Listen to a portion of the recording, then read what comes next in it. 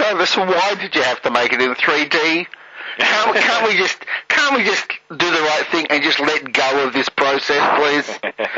Well, I don't entirely disagree with you. I do disagree with you in a certain way, in that they're just like, lens choice or color or sound or music or any number of tools that a filmmaker has in its arsenal.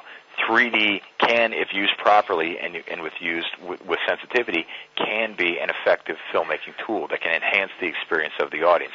I think what you're talking about, and what I agree with you on, is that is generally not how it's used.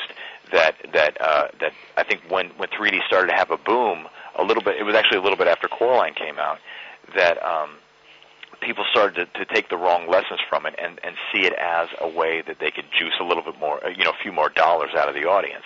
And so a lot of those films that came out in 3D were never intended to be shot in 3D, and in fact weren't shot in 3D. There was a post-process applied after the fact just to try to gimmick it up a little bit. But the way we make our films and the way we utilize 3D is, for me, it's the only way I think 3D should be used.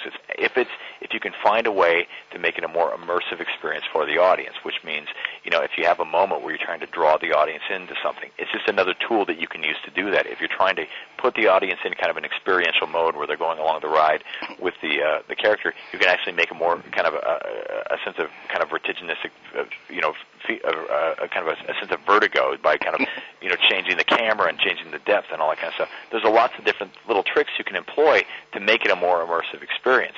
But because we shoot the film natively in 3D, and that's the way we want it to be experienced, we also convert it into a 2D film. We take just the left eye that we shoot it in, and that becomes the 2D version.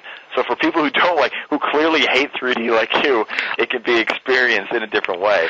But I also think that artists with sensitivity and a point of view and who understand how to use it selectively, it can be a better experience. Just to very quickly clarify, I don't hate 3D. I hate the overuse of it. I love the fact that you're telling me that you designed the film for 3D, and that's brilliant, but I still would argue that the gains that you get from 3D are offset by the loss of luminance and the fact that... But you know what that is, and I agree with you there too. Yeah. That goes to the theater owners, because they set the kind of the lampers on their projectors. Yep. And if you're having a bad, murky 3D experience in the theater, it's probably because the